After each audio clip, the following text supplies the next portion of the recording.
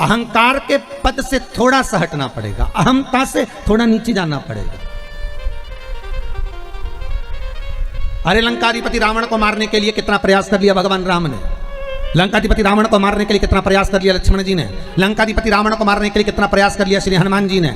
भगवान राम बाणों पर बाण चलाते रहे पर रावण के प्राण नहीं छूटते थे। तब राम जी महाराज ने उस समय पर श्री हनुमान जी से पूछा, हनुमान तू शंकर का अवतार है, मैंने तुझे इसलिए रखा मेरे साथ में कि शिव मेरे साथ में रहना चाहिए, तू बता कि रावण कैसे मरेगा। हनुमान जी बोले, मैं रुद्र का अवतार हूं, सत्य कहता हूं कि इसके हृदय में जब तक शंकर का नाम जप चल रहा है इसको कोई नहीं मार सकता, ये पक्का है। तो एक काम ऐसा करो कि इसके हृदय से शिव निकल जाए, इसके हृदय से शंकर बाहर हो जाए, तब जाकर तो इसके प्राण छूटेंगे। तब तुरंत हनुमान जी महाराज बोले कि प्रभु अब आपको क्या बताऊं कि मैं अगर लंकाधिपति रावण के सामने खड़ा रहूंगा तो ये रावण मरने वाला तो नहीं है, क्योंकि मैं स्वयं शंकर का एक अवतार हूं और मैं शिव का अवतार रावण के सामने जब तक है तब तक यमराज की तो हिम्मत नहीं है कि यहां आकर खड़ा हो जाए।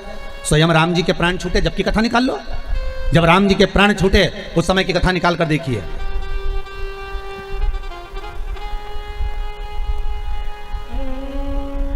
दुर्वासा बाबा ने आकर कह दिया तुम्हारे ये तारीख, ये तिथि, ये पल आखिरी है, तुम्हें प्राण छोड़कर वापिस परम धाम आना है राम। ये शब्द को लक्ष्मण जी ने सुन लिया था तो लक्ष्मण जी का त्याग करना पड़ा था। सुनिए ना कथा, लक्ष्मण जी का त्याग कर दिया। राम जी ने निकाल ली तारीख, तिथि, पल, घड़ी कि इतनी बजे मुझे प्राणों को त्यागना है। और श्री राम जी महाराज सरयू घाट पर पहुंच गए और सरयू जी के तट पर जैसे ही राम जी महाराज पहुंचे और राम जी ने पहुंचकर तुरंत आवाहन करा यम का, हे यम आओ, हे मृत्यु देवी आओ और मुझे लेकर जाओ, मैं जाना चाहता हूं, आज मेरा पल, मेरी घड़ी, मेरा क्षण आखिरी है, ले जाओ मुझको। यमराज आया, वापिस चले गया, यम के दूत आए, वापिस चले गए। राम जी देख कर आए, नीचे तो आओ, ऊपर से नीचे आओ तब तो मुझे लेकर जाओ, राम जी कह रहे हैं। यमराज ऊपर से हाथ जोड़कर इशारा कर रहा है, पहले इसको हटाओ। किसको? अरे जम के तो बोलो, हनुमान को। जब तक ये शंकर पास में होगा तो प्राण छूटेंगे क्या? क्योंकि वचन लिया है यमराज ने, ये वचन यमराज की पुत्री मृत्यु देवी जब मरी थी, शंकर भगवान ने जब प्राणों को राजा श्वेत के सामने हरा था, जब राजा श्वेत के सामने मृत्यु देवी को भी मार दिया था, मौत को भी समाप्त कर दिया था, जब राजा श्वेत के सामने यमराज को भी मार दिया था, उस समय पर सूर्य नारायण भगवान रोते हुए आए और सूर्य देवता ने आकर कहा, मेरा बेटा धर्म का कार्य कर रहा था, राजनीतिक कार्य कर रहा था, जो एक देवता को सौंपा गया कर्म है वो कर्म कर रहा था, फिर मेरे बेटे को क्यों मारा? शंकर भगवान ने कहा, इसने मेरे मंदिर में प्रवेश क्यों करा? ये मेरे मंदिर में आकर राजा श्वेत को मार रहा था, मैंने इसको मार दिया। तो उसके अंतिम क्षण थे, उसके अंतिम श्वास थी, उसका अंतिम पल था। शंकर भगवान बोले, भले अंतिम पल था, भले अंतिम श्वास थी, भले अंतिम क्षण था, पहले मुझसे तो पूछना था। मृत्यु लोक का देव अधिदेव महादेव अभी विराज रहा है, पृथ्वी के देव से पूछो क्या मैं इसको उठाकर ले जा सकता हूं? जब मेरी आज्ञा हो तब लेकर जाना, ऐसे कैसे लेकर चले जाओगे? इसलिए मैंने मृत्यु देवी को भी मार दिया, यमराज को भी मार दिया। सूर्य नारायण भगवान रोने लगे, भगवान विष्णु से कहा, मेरे पुत्र और पोती को जीवित करवाओ। शंकर भगवान ने कहा, शर्त एक रहेगी, जीवित तो मैं कर दूंगा, शर्त इतनी सी है, अगर कोई मेरा भजन कर रहा होगा, जहां शंकर खड़ा होगा, शंकर का स्मरण खड़ा होगा, जहां शिव नाम का जाप हो रहा होगा, वहां ना तो यमराज आएगा ना यमराज की बेटी मृत्यु देवी आएगी। अगर ये वचन दे तो मैं जिंदा कर दूं। सूर्य नारायण भगवान ने कहा, मैं वचन देता हूं, आपका जहां नाम होगा वहां दोनों नहीं आएंगे। तो वचन दे दिया। तो जब वचन दे दिया तो हनुमान जी शंकर का अवतार और ऊपर से यमराज कह रहे इनको हटाओ। तो राम जी समझ गए कि हनुमान ने कहा था रावण को मारते समय कि मैं पास में होऊंगा तो रावण नहीं मरेगा, मतलब मेरे साथ भी यही है, अगर शंकर साथ में है तो राम के प्राण नहीं छूटने वाले। तो राम जी से निवेदन यमराज कर रहे हैं, धर्मराज कर रहे हैं, आप कृपा करो और अपने प्राण त्यागने के लिए कुछ कृपा करिए, मैं मृत्यु देवी को भेज दूंगा, पर पहले इस शंकर को हटा दीजिए। और राम जी ने अपने हाथ की मुद्रिका उतारी, सरयू जी के जल में फेंक दी। उससे कहा, हनुमान अरे मेरी मुद्रिका गिर गई, जल्दी जा लेकर आ। और हनुमान मुद्रिका लेने के लिए जैसे ही पानी में कूदे और राम जी महाराज पानी में तुरंत अपने प्राणों को त्याग देते हैं। हनुमान जी जब लौट कर आते हैं तब हनुमान को लगा कि प्रभु मेरे सामने प्राण नहीं छोड़ सकते थे, इसलिए मुझे हटा दिया था, इसलिए मुझे हटा दिया था। क्योंकि शंकर जब तक तुम्हारे नजदीक में है जीजियों, इस कोरोना महामारी में मैं बार बार आप लोगों से कह रहा हूं, पिछली बार भी पूरे लॉकडाउन में एक शब्द कहता रहा, आज फिर कह रहा हूं कि श्री शिवाय नमस्तुभ्यम इस मंत्र को मत छोड़ो। कम से कम एक दिन में 11 बार 21 बार चलते फिरते जपते रहो, ओम नमः शिवाय बसते रहो। श्री शिवाय नमस्तुभ्यम नहीं बोलो तो ओम नमः शिवाय बोलो, ये ना बोलो तो महामृत्युंजय का मंत्र का जाप करो, पर शंकर का अनुमोदन करो, शिव का स्मरण करो। वो कालों का काल है, वो महाकाल है, वो तुमको गिरने नहीं देगा, ये पक्का है, गिरने नहीं देगा। ये फालतू के दुनिया के लोग मैसेज करते फिरते हैं कि इतने मर गए इतने जी गए, इसकी अपेक्षा मैसेज करो श्री शिवाय नमस्तुभ्यम जपो रे भाया, जपते रहो, कुछ नहीं तो 11 बार तो जपो, दिल से पुकारो उस शंकर को, वो तुम्हारे सामने होगा, साथ तुम्हारे सम्मुख में होगा, तुम्हारे साथ।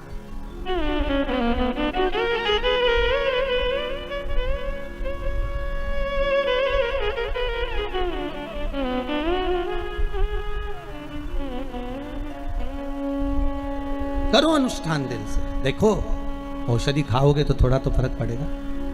अरे बोलो तो सही है कि गलत है? वो वैक्सीन लग रहा है, कम से कम उससे दवाई शरीर में रहेगी तो फेफड़ों पर तो कोरोना का असर नहीं पड़ेगा, इसलिए तो वैक्सीन लगाई गई। तो यही समझ लो कि एक वैक्सीन शंकर के नाम की है, जो एक बार लग जाएगी तो थोड़ा थोड़ा आराम लगना प्रारंभ होगा। शिव नाम में वो तत्व है। मुद्रिका जब सरयू जी में गई तब राम जी महाराज ने अपने प्राणों को त्यागा है। अगर शंकर पास में होते तो प्राण नहीं छोड़ पाते।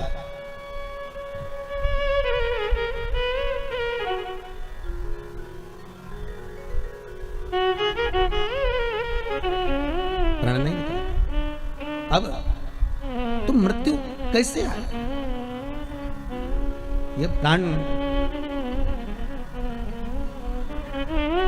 चरण का प्रहार लगा, संत की शरण में शनि महाराज गए। शनि महाराज ने देवऋषि नारद से कहा, फिर निवेदन है, आप नहीं कुछ कर सकते तो उस सतगुरु का स्मरण कर लो। जैसे शनि महाराज को लगा कि मेरे पांव में चोट लग गई, मेरा पांव टेढ़ा हो गया, मेरा पांव अब काम नहीं कर रहा, मैं एक पांव से कैसे चल पाऊंगा, तब शनि महाराज को लग गया कि अब कोई नहीं बचा सकता, अब कोई सदगुरु ही चाहिए, अब ही चाहिए, अब किसी गुरु की शरणागति ही चाहिए। और ऐसे समय में कई बार ऐसा भी होता है कि हम गुरु तक नहीं जा पाते, कभी कभी ऐसा भी होता है कि हम गुरु के पास नहीं पहुंच पाते, कभी कभी ऐसा भी होता है कि हम गुरु के नजदीक नहीं पहुंच पाते। जैसे द्रौपदी का चीर खींचा जा रहा था, रो रही थी द्रौपदी, आंखों से आंसू भरकर द्रौपदी ने भीष्म पितामह से कहा, मैं तुम्हारे घर की बहू हूं, तुम तो लाज बचाओ। भीष्म पितामह कहते हैं, मैंने दुर्योधन के घर का अन्न खाया है, जैसा खाया अन्न वैसा हो गया मन, जैसा पियो पानी वैसी हो गई वाणी, जैसा पियो दूध वैसा बन गया बुध। गाय का दूध पियोगे तो गाय जैसे निर्मल रहोगे, थैली का दूध पियोगे तो थैली जैसे हो जाओगे, डब्बे का दूध पियोगे तो गोल हो जाओगे। इसलिए गौ माता के दूध का पान का वर्णन किया गया। अन्न का बड़ा प्रभाव है महाराज जी, बहुत ध्यान रखना पड़ता है अन्न खाने वालों को।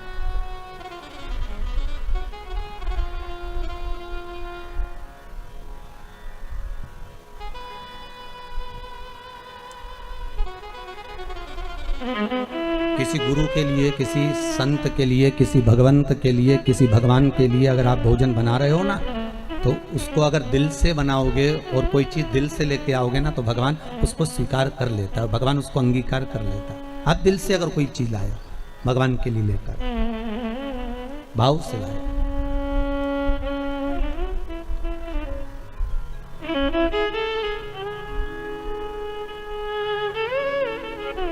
अब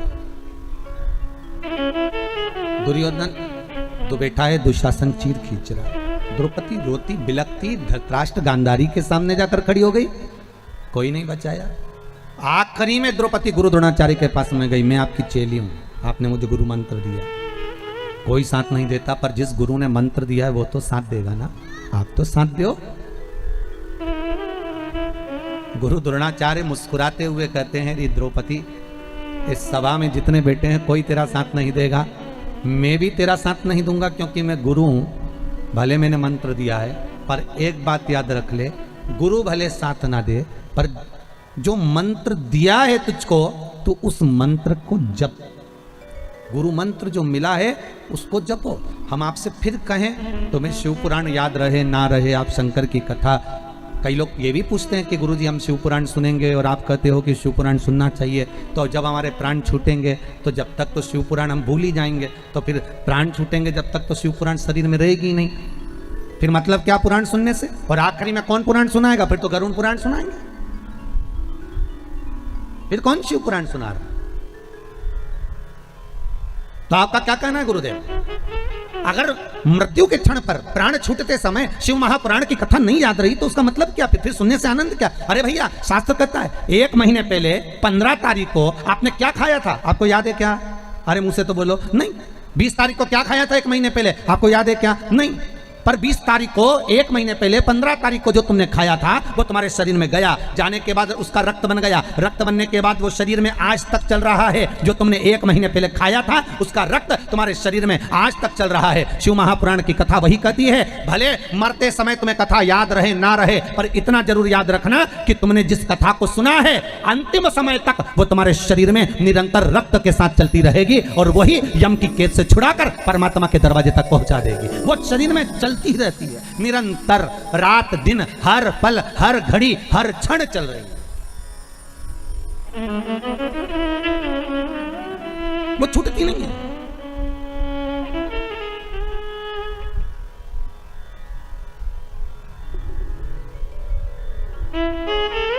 वो मिलती है तो एक बार अगर मिल गई औषधि चली गई शरीर में, फिर औषधि का काम है कितना असर करना है, ये तो औषधि दिखाती है। औषधि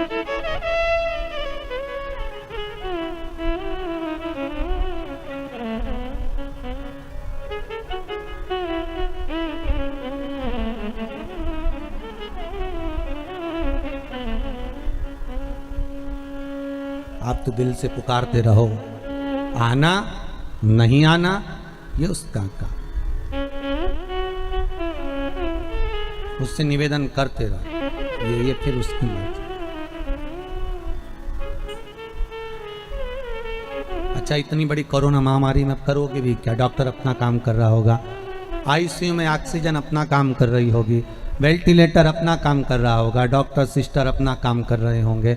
बार बार आप फोन लगाकर डॉक्टर से भी बात नहीं कर सकते, वो भी बेचारा इतना टेंशन में पड़े हुए हैं, इतने लोगों को देख रहे हैं दिन भर रात भर, तो उनको भी तो लगता होगा कि ज़िंदगी क्या है। उनकी भी तो आंख भर आती होगी जब इतनी बॉडियों को, इतने स्वरूपों को देखते होंगे। तो आप क्या कर सकते हो? आप खुद भी तो नहीं जा सकते, तो इतना तो कर सकते हो कि भगवान का भजन कर लो।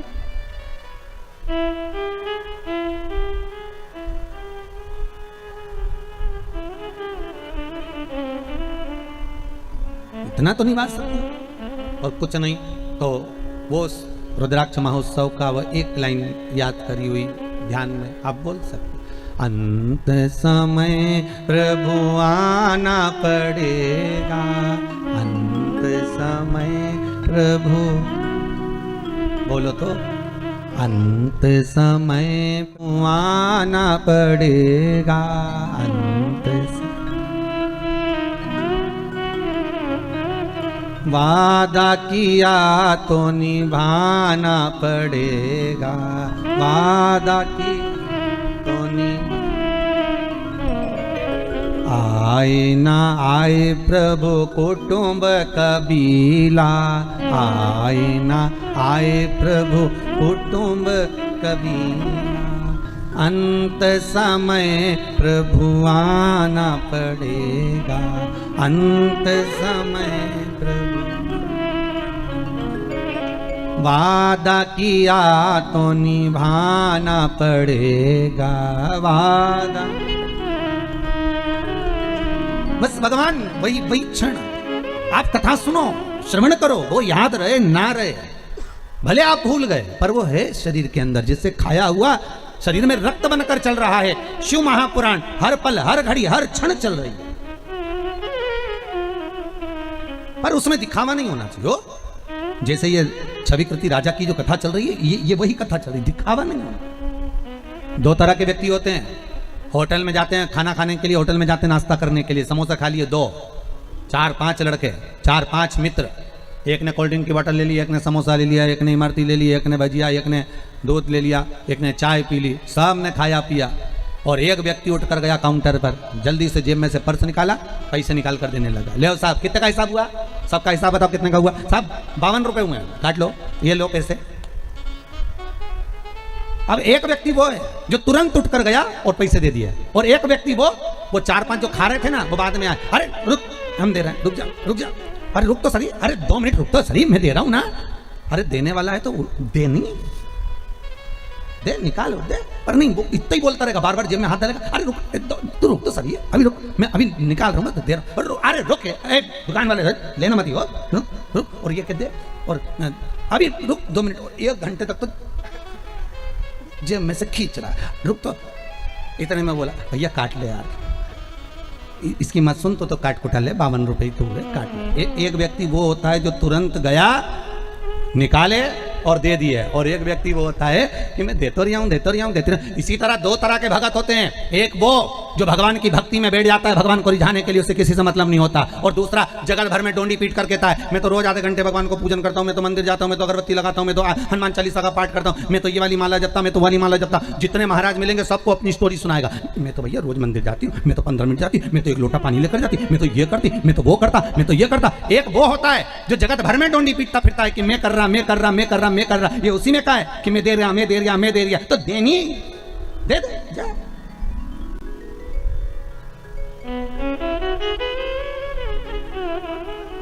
अरे बीमार पड़े तब मन में आया अब एक्सरसाइज करूंगा, डॉक्टर ने भी कहा एक्सरसाइज करना, ये सामान कम खाना, बिल्कुल नहीं खाऊंगा, अब की बार ठीक कर दो डॉक्टर साहब, इसके बाद तो बिल्कुल जैसा तुम कहोगे वैसा चलूंगा। अब घर पर आने के बाद 8-10 दिन आराम करने के बाद फिर तो जो खाने पिला, फिर तो पत्नी भी कह रही है थोड़ी योगा मोगा कर लो, एक्सरसाइज तू करिया जा, मेरा शरीर दिख रहा है योगा के लायक, तो खा लो, जा खा, शरीर ना दिख रहा है। जब बीमार पड़े तब भगवान की याद आई, डॉक्टर साहब जैसा कहोगे वैसा करूंगा, एक बार सही कर दो फिर तुम्हारी सुनूंगा, तुम जैसा बोलोगे फिर तुम मास्क लगाने की बोलोगे तो मास्क लगाऊंगा, सैनिटाइज का बोलोगे वैसा करूंगा, सोशल डिस्टेंसिंग का बोलोगे तो पीछे आखिरी में जाके पेड़ पे बैठ जाऊंगा, तुम बोलो तो सब। और जब अच्छे थे तब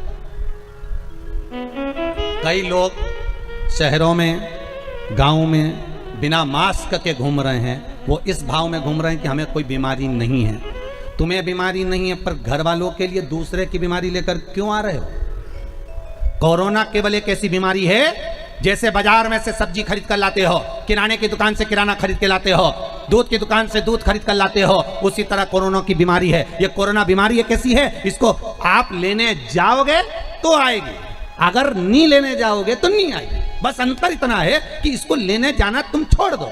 तुम क्यों जा रहे हो चौराहे पर? तुम्हें कौन कहे कि तुम बाजार घूमने जाओ? थोड़े दिन घर में बैठ के हरिगुण गाओ, 4 बजे से 7 बजे तक शिव महापुराण की कथा है, बस योर वाला महाराज की ने पांडे तारा से पांडे तारा ही है ना, हाँ तो बस तो कथा सुनो, स्मरण करो, 3 घंटा कथा का भगवान भजन करो, और कथा अच्छी लगे तो सुनो, नहीं तो तुम्हारे हाथ में रिमोट रखा है ना, महाराज चेंज कर दो। टीवी पे तो घना महाराज आए, 2 मिनट में चेंज, दूसरा पकड़ लो कि ये महाराज आई दिया, चलो दूसरा महाराज देखेंगे, और महाराज नहीं आए तो कहेंगे न्यूज देखेंगे।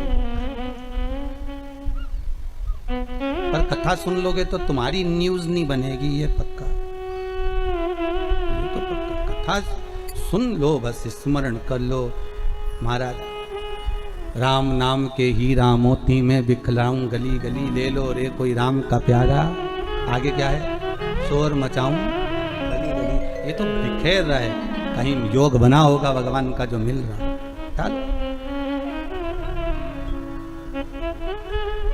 मिल रहा है उसको प्राप्त कर लो। अब अंतिम क्षण शनि महाराज मन में सोचे कि मैं गुरु की शरण जाऊंगा। माता का अपमान कर दिया, लात मार दी, पांव टूट गया, और अब गुरु की शरण जा रहे हैं। वही हाल है, खूब कहा था अच्छे से रहिए, क्रोध पर संयम रखिए,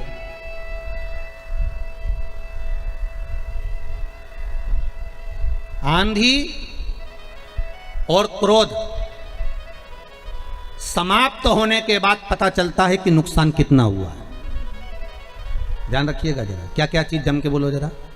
आंधी और क्रोध समाप्त हो जाते हैं तब पता चलता है कि नुकसान कितना हुआ है। आंधी आती है, हजारों मकान छपड़ा सबको उड़ाकर चली जाती है, सबको नष्ट कर कर चली जाती है। और क्रोध आता है, 10 मिनट का, 5 मिनट का, 15 मिनट का क्रोध सब घर को अस्त व्यस्त कर देता है। पत्नी, बच्चे, बड़े, सबको। पत्नी को क्रोध आता है तो पति, बच्चे, सबके ऊपर असर करता है। और पति को आया तो वो भी यहीं से मतलब नहीं होता, सब जगह, सब जगह।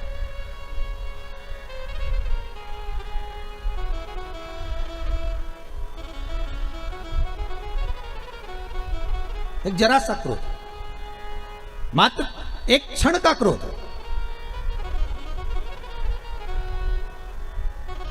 अब एक बहुत सुंदर प्रसंग था कि एक ऑफिस से एक भैया आ रहे थे, उनको घर पर से एक पत्नी से झगड़ा कर कर आ रहा था। और झगड़ा कर कर आया और उसने झगड़ा करते करते जैसे बाहर निकला तो सामने कुत्ता बैठा, तो उसमें एक लात धर के गुस्से के कारण कुत्ता भागते भागते गया तो दूसरे व्यक्ति को काट लिया। दूसरा व्यक्ति बेचारा ऑफिस जा रहा था, उसको इतनी गुस्सा आ रही थी कि जैसे ही ऑफिस में पहुंचा, एक मैडम ने गलत काम कर दिया तो एक थप्पड़ धर के दिया। मैडम को इतना गुस्सा आया कि सर ने मुझे मार दिया। वो एक असिस्टेंट आया, उसके लिए चाय लेकर, उस पर गुस्सा मैडम ने मुँह के दिया था। असिस्टेंट के लगा, बताओ मैडम ने मुझे मार दिया। वो अंदर गया, अंदर जाकर उसने कहा 4 लोगों में मेरी इज्जत खराब कर दी। उसने तेल डाला, ने मर गया। अब बताओ गुस्सा किसका था? देखिए जरा, अंदाजा लगाइए, गुस्सा किसका था, क्रोध किसका था? अंदाजा लगाओ जरा। क्रोध दूसरे का, और दूसरे ने मारी लात किसको? कुत्ता को, गुस्से में। कुत्ता काटा दूसरे को, दूसरा गया दूसरे के पास। एक जरा सा क्रोध में ना जाने कितने लोग हिल गए और अंत में बर्बादी का केंद्र बन गया। जरा सा क्रोध, आंधी और क्रोध थोड़ी देर के होते हैं, पर शांत होने के बाद मालूम पड़ता है कि नुकसान कितना हुआ है। इसलिए थोड़ा संयम बहुत जरूरी है। जब गुस्सा आए तो 1 लोटा पानी भर के उसमें भगवान का नाम लेके धीरे कर पीना चालू कर दो। जो अपशब्द बोल रहा है उसको देखो ही मत, पीते रहो। शंकर भगवान जैसे विष पी गए, तुम गुस्सा पी जाओ। पर तुम्हारी आदत है ना महाराज, खाए बिना रह जाऊं। पर देखो माता कितनी जल्दी बोली, बोले बिना नहीं। हम तो बोले ही नहीं, जवाब तो नहीं दे दिया तुरंत। हम तो बोले नहीं कि खाया बिना रह जाऊं, पर बोले बिना नहीं रह सकते। इसलिए जवाब तो दूंगे चाहे कुछ भी हो जाए, बोले बिना। अरे क्यों? शनि महाराज ने गुस्सा करा, पांव टूट गया, पांव टूट गया तो नारद जी के पास गए। देव ऋषि नारद बैठे हुए थे, भगवत स्मरण में लगे हुए थे। देव ऋषि नारद ने जो शनि महाराज को देखा, अरे शनि महाराज आप आए हो, आप और यहाँ? शनि महाराज बोले हाँ मेरा आना हुआ है, क्या कारण है? शनि महाराज जी बोले मेरा पांव टूट गया, कुछ कृपा कर दीजिए। आप संत हो, साधु हो, सन्यासी हो, तपस्वी हो, साधक हो, उपासक हो। और एक भक्त जो होता है, एक साधक जो होता है, एक संत जो होता है, एक गुरु जो होता है, जो भगवान की भक्ति में निरंतर डूबा हुआ होता है, वो आपको भगवान की भक्ति में ही डुबोएगा,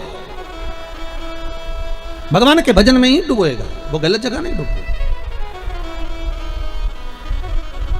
कामी व्यक्ति के पास जाओगे तो वो काम में डुबो देगा, लोभी के पास जाओगे तो लोभ में डुबोएगा, वासनावान के पास जाओगे तो वासना में डुबो देगा, तृष्णावान के पास जाओगे तो तृष्णा में डुबोएगा, अहंकारी के पास जाओगे तो अहंकार में डुबोएगा, और भगत के पास जाओगे तो भक्ति में डुबोएगा। देव ऋषि नारद ने कहा काय को चिंता करते हो, गंगा जी के घाट पर जाओ, शंकर भगवान का एक शिवलिंग का निर्माण करो, और शिवलिंग का निर्माण कर कर गंगा के घाट पर शंकर जी की आराधना करो। जगत के धात्रा शिव शंकर वही सब कुछ कर सकते हैं। मनुष्य के शरीर के जितने अंग हैं, मानव शरीर में जितने अंग हैं, कहते हैं इनका एक अलग अलग देवता है। प्रत्येक अंग का एक अलग अलग देव है, और सारे अंगों का अलग अलग देव है। सारे अंगों के देवताओं पर कंट्रोल करने वाला शंकर है, भगवान शिव ओघड़दानी त्रिकालदर्शी कैलाशी। शरीर के किसी भी अंग में अगर चोट लगती है, किसी भी, एक बच्ची ने लिखा है कि कोई माता ने, मेरा नाम साधना पांडे है, भदोही जिला दुर्गागंज से आए हैं। कहाँ बैठी हैं साधना दीदी? पत्र भेजा है उन्होंने, साधना पांडे हैं, भदोई दुर्गागंज से हैं कोई, आप ही हैं। अच्छा, इस बालक के साथ में आपने लिखा था ये बालक जो है 5 वर्ष तक ठीक था, 5 वर्षों के बाद में धीरे धीरे धीरे धीरे इसका शरीर बेकार होता चले गया।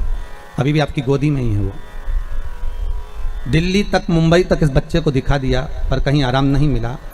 पर शिवरी नारायण में कथा जो थी उसमें चंपेश्वर महादेव का उपाय आपने करा है।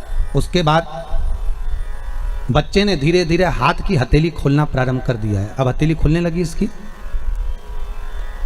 अगर बाबा ने इसकी हथेली खोल दी है तो यह भी पक्का है कि धीरे धीरे ये बच्चा शरीर संभाल लेगा और बाबा चाहेगा तो जी चरण जरूर लेगा। उस पर विश्वास रखिए। अगर इतना बाबा ने करा है तो उसको उस लायक जरूर करेगा बाबा। उस पर विश्वास रखो, भरोसा रखो। शंकर पर अगर हम बस इतना जरूर करिए, आपसे निवेदन है कि आप अगर अपनी पूजन में जब जब बैठें, जब जब शंकर की आराधना करें, एक लोटा पानी भी चढ़ाएं, एक फूल भी चढ़ाएं, तो प्रयास करना कि इस बच्चे का नाम और गोत्र बोलकर ही चढ़ाएं। प्रयास करिएगा। बाबा का नाम अगर लेकर चढ़ाएं तो बाबा कामना पूर्ण करें। एक एक अंग, मनुष्य का प्रत्येक अंग, प्रत्येक अंग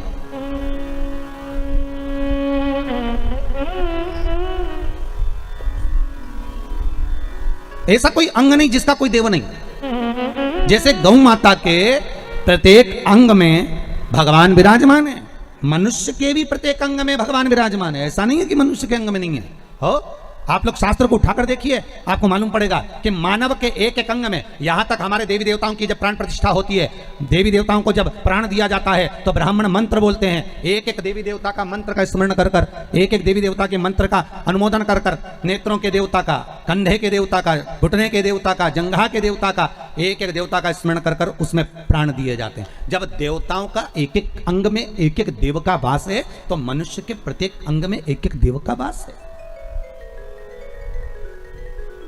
हमें करना क्या है? जो अंग हमारा गड़बड़ हो जाए, लीवर गड़बड़ हो गया, अगर किडनी गड़बड़ हो गई तो पहले उस देवता को निकालो कि इस लीवर और किडनी में देवता कौन सा बसा हुआ। किसी ब्राह्मण से पूछो कि बताओ कि इस किडनी में, इस लीवर में देवता कौन सा है, और उस देवता का स्मरण कर कर शंकर से जोड़कर उसका अनुमोदन करना चालू करो। धीरे धीरे उसका जब भाग मिलना प्रारंभ हो जाएगा, अपने आप नगर पालिका में नल का बिल जमा करना चालू कर दोगे तो नल चालू हो जाएगा। लाइट का बिल जमा करना चालू कर दोगे तो लाइट चालू कर देंगे। नहीं तो कोई तुमको लाइट का कनेक्शन देगा क्या? अरे बोलो तो, नल बंद कर देंगे, लाइट बंद कर देंगे। तुम उसका बस बिल जो दे रहे हैं, हमने लाइट वाले का बिल दिया तो उसने लाइट चालू कर दिया, नल वाले का बिल दिया तो नल चालू कर दिया, टैक्स जमा कर दिया तो सब कार्य सफल होने लगे। उसी तरह एक एक स्थान का एक एक देवता है, लीवर का, किडनी का, अर्थात कंधों का, इस टखने का, जंघा का, ऐड़ी का, पंजे का, कहुनी का, नेत्रों का, श्रवण शक्ति का, जिह्वा का, एक एक देव है। उस देव का स्मरण करना प्रारंभ करिए कि वो देव कौन सा है।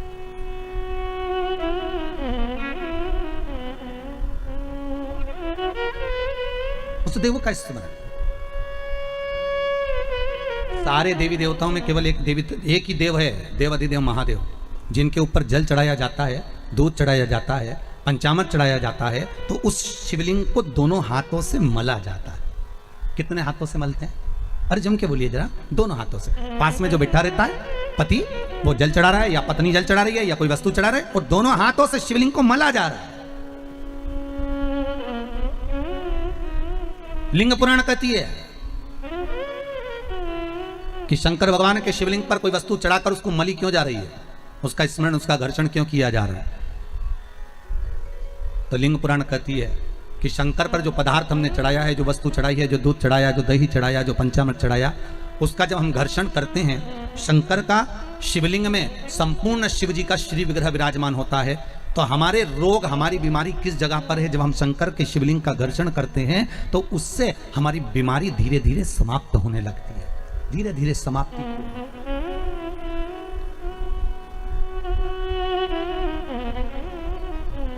समाप्ति की हो रही। अच्छा, एक और सुंदर सी बात और अच्छी है। अभी नवरात्रि चल रहा है, दुर्गा सप्तशती का पाठ आप लोग कर रहे होंगे। कौन कौन कर रहा है? जरा हाथ उठाओ। आप लोग कर रहे हैं, बहुत अच्छी बात है। अगर आप नहीं कर रहे होगे तो ब्राह्मण दुर्गा सप्तशती का पाठ कर रहे होंगे। उस दुर्गा सप्तशती के पाठ में एक एक जगह पर एक एक स्थान पर देवी का स्थान बताया है। आप लोग अगर सुने होंगे, पढ़े होंगे तो उसमें बताया गया है, हे मैया मेरे इस अंग की रक्षा करो, हे भवानी मेरे इस अंग की रक्षा करो, हे माँ मेरे इस अंग की रक्षा करो, हे भवानी मेरे इस अंग की रक्षा करिए, हे माँ आप मेरे नैनों की रक्षा करिए, हे माँ आप मेरी श्रवण शक्ति की रक्षा करिए, हे माँ आप मेरी जिह्वा की रक्षा करिए, हे माँ आप मेरी जंघा की रक्षा करिए। आया कि नहीं आया? जब दुर्गा सप्तशती में एक एक स्थान का महत्व आया है कि इस जगह पर ये देवी का स्मरण करेंगे तो माँ मेरी कल्याण करेगी, माता मेरा उद्धार करेगी, बस उसी भाव में, उसी स्थान को। शंकर के शिवलिंग में भगवान शिव का संपूर्ण विग्रह, संपूर्ण। और जब शंकर का संपूर्ण विग्रह है तो हम बाबा से अनुमोदन क्यों ना करें? अभी दुर्गापुर के पहले फुसरो में कथा थी, फुसरो झारखंड में। तो एक बात हमने कही थी फुसरो की कथा में कि जिस व्यक्ति को शरीर में बहुत कष्ट रहता हो, बहुत ज्यादा कष्ट अगर शरीर में रह रहा हो, तो मक्खन, थोड़ा सा गाय के दूध का माखन निकालकर शंकर के शिवलिंग पर जो व्यक्ति बीमार रहता है उस व्यक्ति का स्पर्श कर। अभी तो खैर कोरोना महामारी चल रही है तो मंदिर भी सारे बंद हैं, पर प्रयास करा करो उस मक्खन का लेपन, जब ये कोरोना महामारी समाप्त हो जाए तब माखन का लेपन शंकर के शिवलिंग पर करना प्रारंभ करो, श्री बिजलेश्वर महादेव का नाम लेकर। कौन से महादेव का नाम लेना है? श्री बिजलेश्वर महादेव।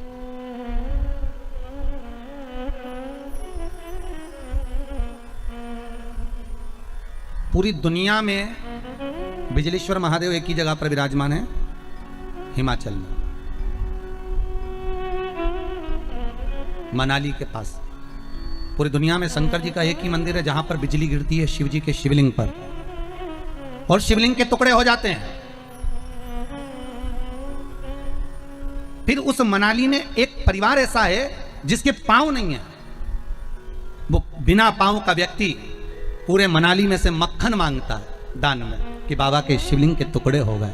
फिर वो चढ़ता चढ़ता ऊपर जाता है, धीरे धीरे घसीटता चलता हुआ जाकर बिजली महादेव का एक एक पत्थर उठा उठाकर, शंकर जी का शिलाखंड उठा उठाकर उसको मक्खन से जोड़ता जाता है, मक्खन से जोड़ता है। उसके बाद में फिर हाथी के पांव से भी तुड़वाओ, सूंड से भी तुड़वाओ तो वो शिवलिंग नहीं टूटता, मात्र मक्खन से ऐसा चिपक जाता है। वो बिजली महादेव है। शंकर की आराधना में ढोंग नहीं चाहिए, शंकर की आराधना में प्रपंच नहीं चाहिए। शंकर की हो गई गलती, कई बार शंकर की आराधना में गलती हो जाती है तो क्या शंकर रुष्ट होंगे? नहीं।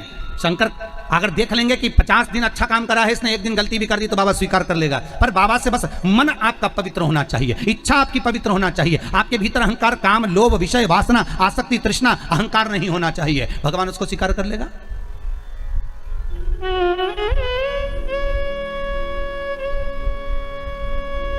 भगवान उसको ले लेगा आराम से। दिखावा ना करिए भगवान के सामने। मेरे शंभू को आप दुनिया के मंदिर में दिखावा करो चल जाएगा, पर शंकर को नहीं चाहिए। शंकर कहते मेरे मंदिर में आओ, एक लोटा पानी चढ़ाओ, बम बम बोलो, अपने घर जाओ, फालतू बैठने की जरूरत नहीं है, फालतू मेरा टाइम बर्बाद करना मत। सारे देवी देवताओं के मंदिर में बैठने की जगह होती है, शंकर जी के मंदिर में बैठने की जगह नहीं होती। इतना पानी ढोल के जाते हैं कि साड़ी भी बचा के चलना पड़ती है।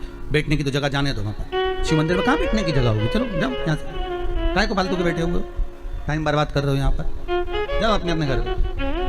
पार्वती जी कई बार शंकर जी से पूछती हैं, तुम आंख बंद करके बैठे रहते हो, दुनिया के लोग तुम्हारा दर्शन करने आते हैं, कम से कम देख तो लिया करो कौन आया। शंकर भगवान बोले फालतू की बात मत कर, मेरे को सब मालूम है, ये सब मानते हैं इसलिए आंख बंद करके बैठा रहता हूँ।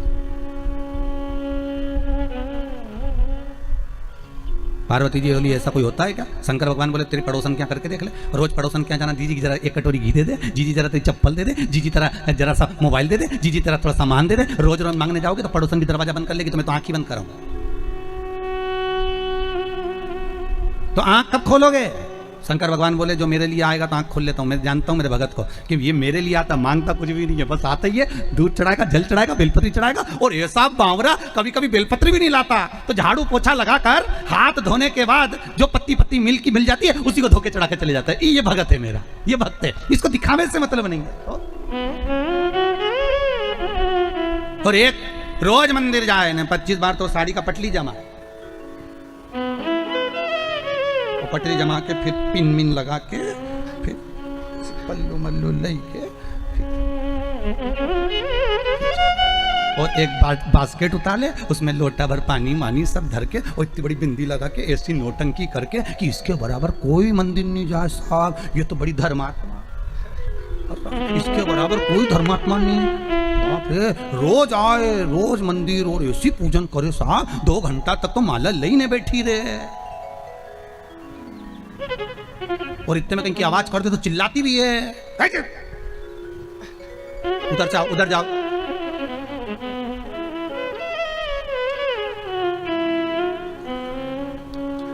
तो वो चिल्लाती भी है, तो अब बताओ वो चिल्लाने में लगी कि माला में लगी? अरे बोलो तो सही, चिल्लाने।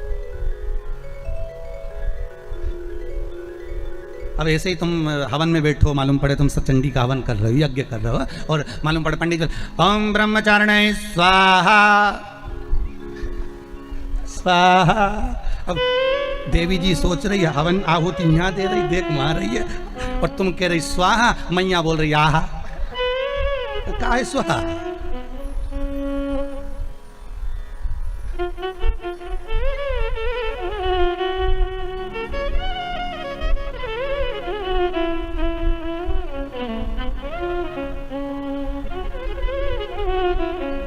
पति भी हवन में बैठा तो बोले पत्नी से पूछ लिया चाय पी ली तुमने?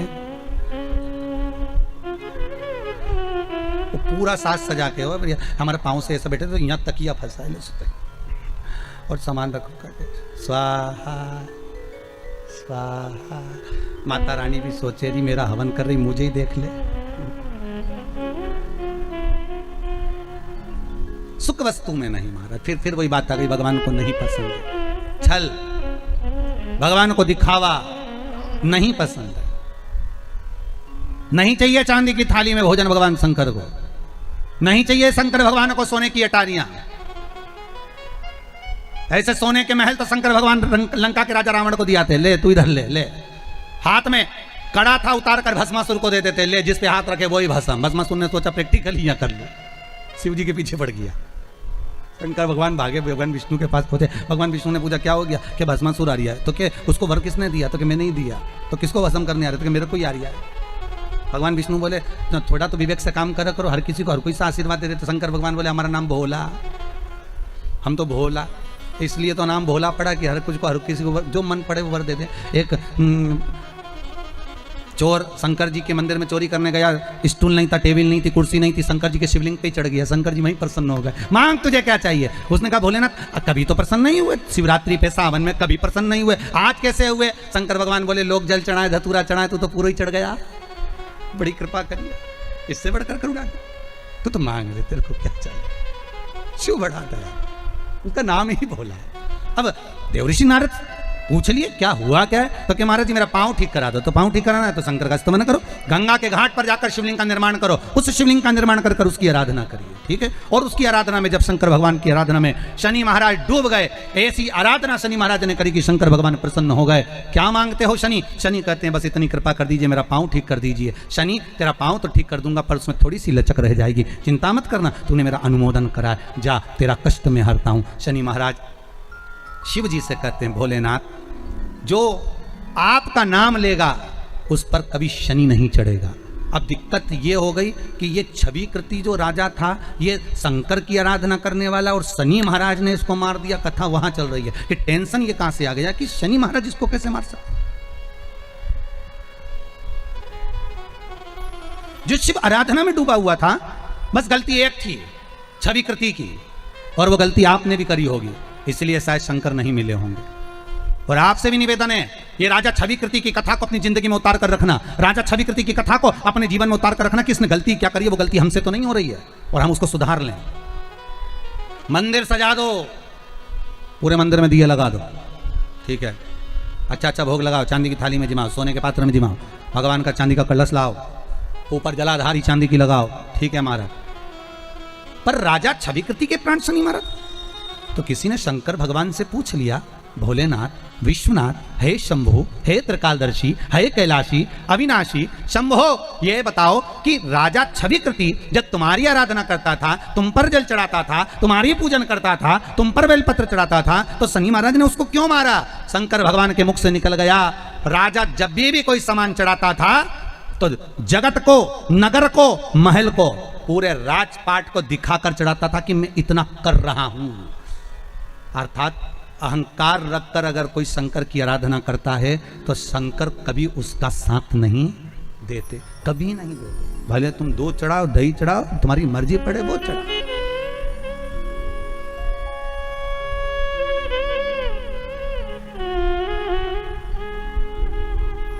तुम्हारा मन पड़े वो चढ़ाइए। आप शिव की आराधना में अगर कुछ भी चढ़ा रहे हो तो शंकर को वो मतलब नहीं कि तुम क्या चढ़ाओ, शंकर को तो ये भाव चाहिए कि तुम दिल से समर्पित हो रहे हो, तुम दिल से चढ़ा रहे हो, तुम दिल से अनुमोदन कर रहे हो, तुम दिल से स्मरण कर रहे हो।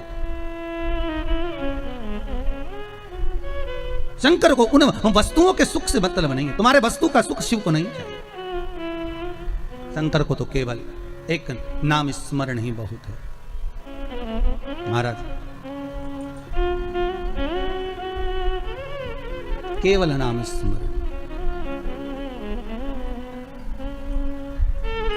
हे उज्जैनी के नरेश, हे कालों के काल महाकाल, हे त्रिकालदर्शी, है कैलाश, कभी कृपा करिए दाता, करुणा करिए दाता।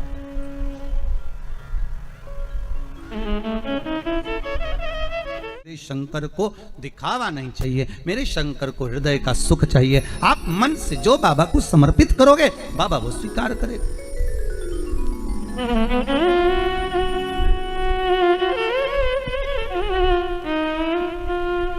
कोई तुम्हारे दिखावे की सामग्री शिव को नहीं चाहिए। एक प्रश्न यहां पर है महाराज। श्री गिरीश सिंह जी बदलापुर जौनपुर उत्तर प्रदेश से आए। कहाँ खड़े हैं? अच्छा वहाँ है। आपने एक पत्र लिखा है महाराज जी कि पशुपति व्रत में शाम के समय भोजन में सेंधा नमक का प्रयोग कर सकते हैं क्या? पहली बात तो पशुपति व्रत में एक समय फलहार करना है, दूसरे समय भोजन करना है। भोजन में कोई भी नमक का प्रयोग आप कर सकते हैं। अगला प्रश्न है आपका, पशुपति व्रत के दिन मान लो एकादशी पड़ जाए तो पशुपति व्रत हम करेंगे तो मान्य होगा कि नहीं होगा? अब ये आपको अंदाजा लगाना है कि आपको एकादशी करना है कि पशुपति व्रत करना है। अगर एकादशी का व्रत कर रहे हैं तो उस दिन पशुपति व्रत को छोड़ दें, अगले सोमवार को पशुपति व्रत फिर कर लें। ऐसे 5 व्रतों का नियम रहेगा। हर हर महादेव विराजी। भगवान शिव की कथा।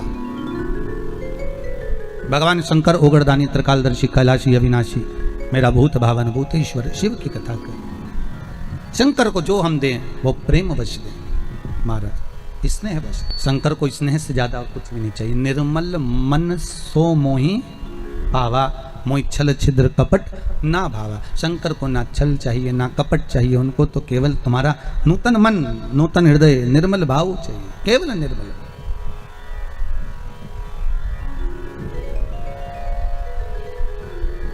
केवल एक तुम्हारी चित्तवृत्ति साफ है, निर्मल।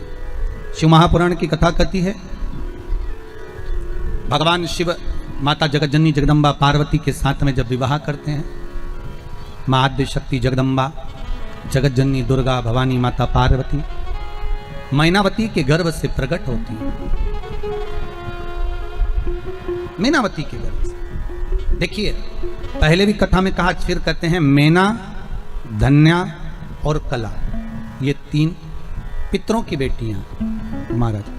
पितृलोक में इनका निवास है, ये पितरों की बेटियां हैं और पितृलोक में ये निवास करती हैं। केवल एक बार सनकादि ऋषि पितृलोक से देवलोक की ओर जा रहे थे, एक जगह पर बैठकर ये तप साधना कर रहे थे। वहीं से मैना, धन्या, कला इन तीनों का निकलना हुआ और इनके लहंगे की चोट से सनत कुमार के पांव में लग गई। सनकादि ऋषियों को चोट पहुंची तो इन सनत कुमारों ने श्राप दे दिया, मैना, धन्या, कला हम आपको श्राप देते हैं कि आपके वस्त्र द्वारा संतों को चोट लगी है तो आप देवलोक को छोड़कर, पितृलोक को छोड़कर मृत्यु लोक में पहुंचो।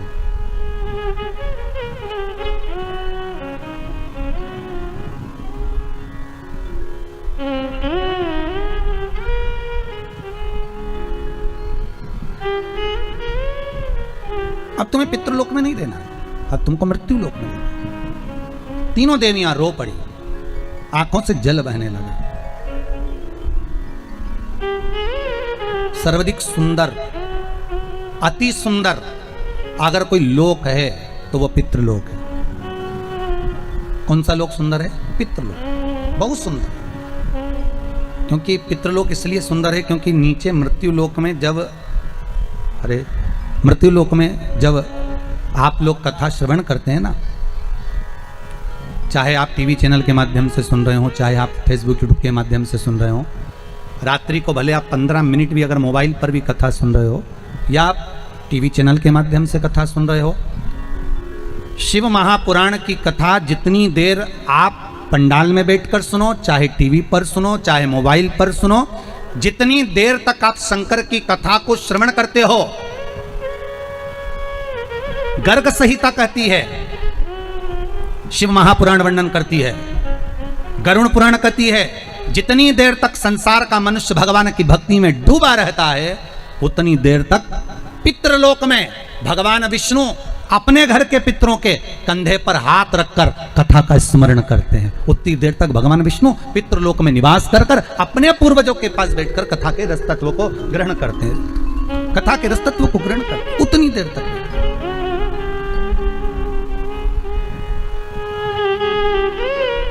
अब अंदाजा लगाइए आप लोग कितनी बजे कथा में आए हो।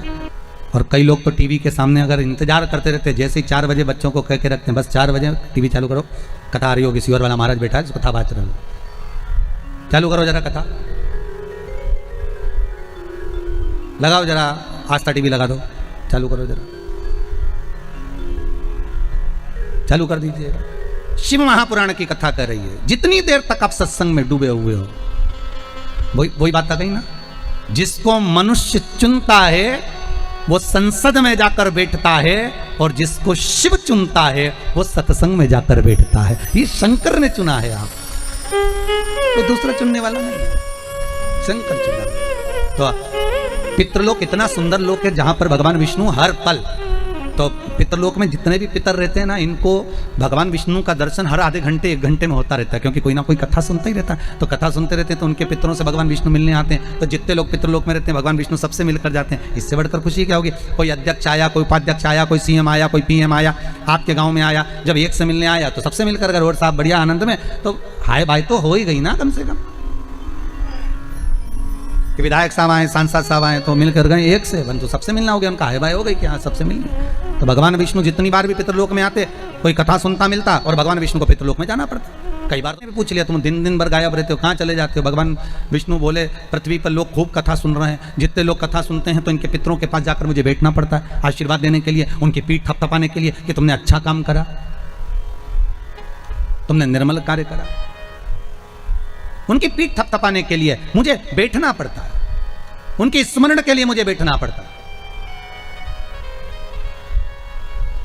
अगर आज स्वर्गीय श्री राज बहादुर सिंह जी के ये पुत्र कथा करवा रहे हैं, तो स्वर्गीय श्री राज बहादुर सिंह जो पितृलोक में विराजमान होंगे और उनके साथ में उनके जो पूर्वज होंगे, दादा परदादा के भी स्मरण करने वाले जितने भी होंगे, उनकी पीठ पर स्वयं भगवान नारायण हाथ रखकर कह रहे होंगे कि तुम्हारे पुत्रों ने कोई अच्छा काम करा और एक सत्कर्म कर दिया। ये उनकी पीठ पर हाथ रखकर थपथपाया जाएगा कि कोई देव कार्य किया गया, शंकर की कथा का अनुमोदन कराया गया, शिव महापुराण का रसतत्व ग्रहण करवाया गया।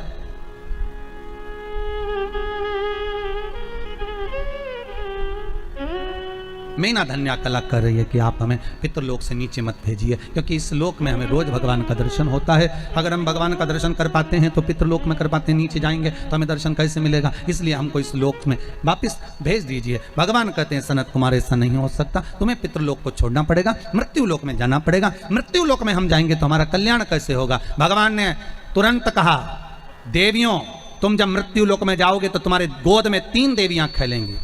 मैना की गोद में पार्वती, धन्या सुनैना बनेगी जिनकी गोद में सीता, कला कीर्ति बनेगी जिनकी गोद में राधा। ये 3 खेलेंगी और ये तीनों संपूर्ण विश्व का कल्याण करेंगी। इन 3 देवियों के प्रकट होने से संपूर्ण ब्रह्मांड आनंदित होगा, संपूर्ण ब्रह्मांड।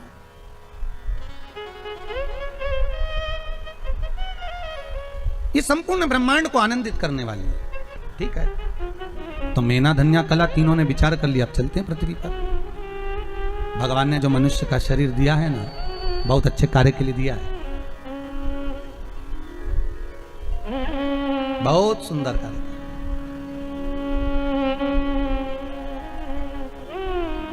आज कितनी प्रसन्नता का विषय होता होगा महाराज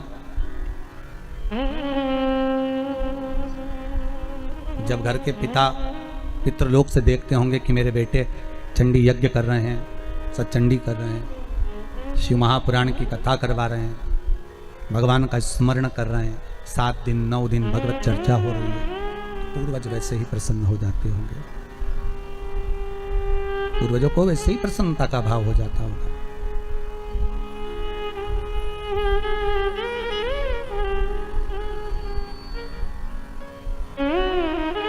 बड़े प्रसन्नता महाराज। एक बात अच्छे से सुन लीजिए, ध्यान रहेगा आपको। जब हमारे यहाँ पर बच्चा होता है ना, हमारे यहाँ पहले पहले लड़का वगैरह होता है ना, तो ढोल बैंड बाजा बजता है। आपके गांव में ऐसा है कि नहीं पता नहीं, परंतु वो है ऐसा।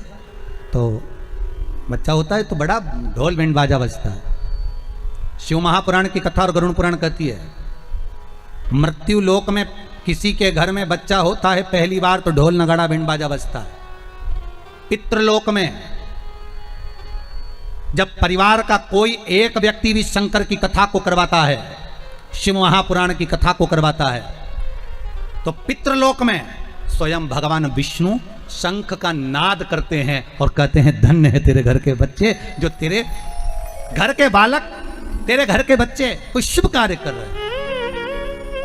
यहाँ तो अपन नगाड़े बजवा रहे हैं, भगवान विष्णु नगाड़े बजा रहे हैं।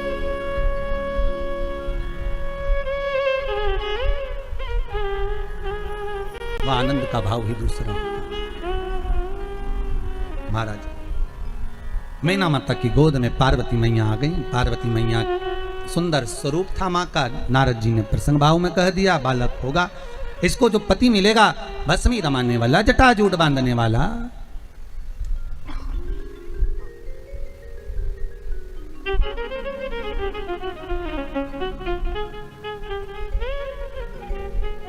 सबसे पहली भस्म, सबसे पहली भस्म शंकर भगवान पर किसने चढ़ाई थी?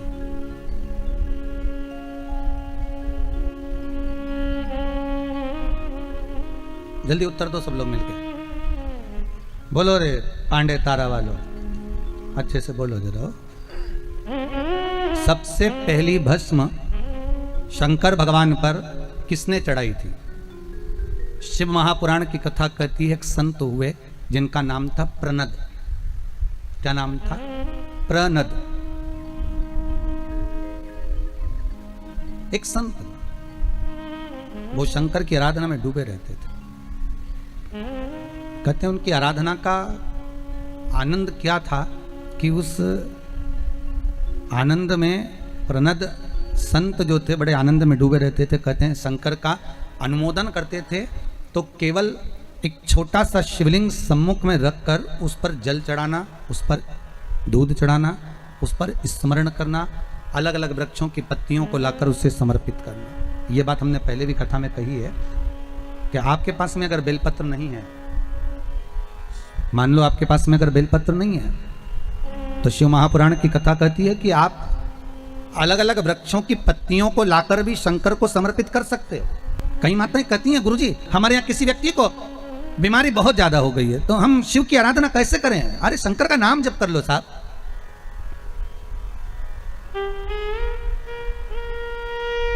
मंदिर भी नहीं जा सकते तो शिव का स्मरण तो करो, और अगर बेलपत्री ना मिले तो दूसरे वृक्ष की पत्ती ही समर्पित कर दो, पर करो।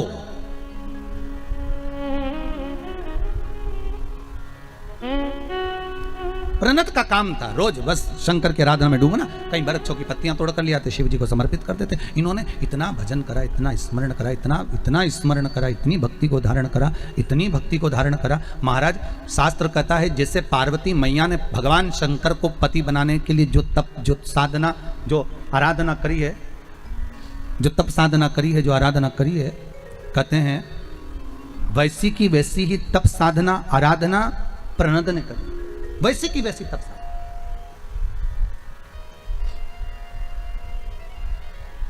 और बहुत ध्यान देना महाराज, कलिकाल के लिए वर्णन करेंगे। शंकर को रिझाने के लिए कौन से कलर के कपड़े पहने उससे मतलब मत रखना।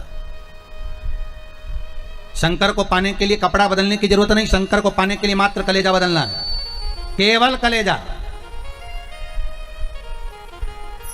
शिव मिल जाएगा।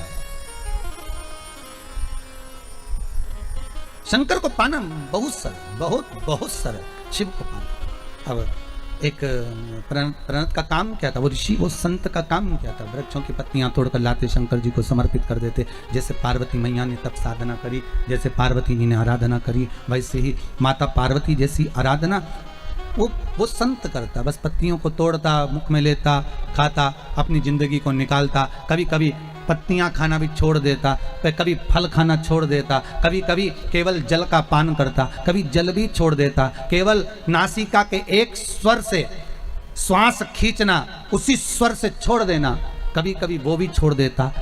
हजारों वर्ष शिव महापुराण की कथा कहती है कई वर्षों तक उसने तप साधना करी, और ऐसी तप साधना उस ऋषि ने कर ली कि उसके सामने जितने जानवर आते, पशुधन आते, कोई सिंह आता, कोई हिरण आता, कोई जलचर, कोई थलचर आते, कोई भी उपद्रव नहीं मचाते। कहते उसके पास में आके सब मौन होकर शंकर का नाद करते, ओम अक्षर का स्मरण करते, सब शांति से डूबे।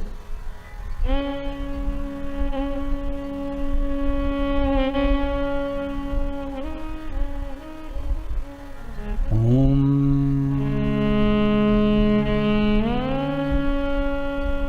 नमः शिवाय। ओम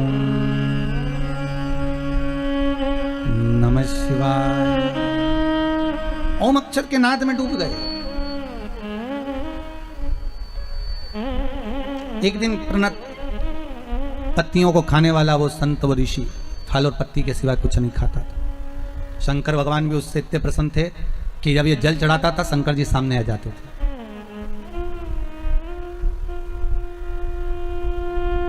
शिव सामने।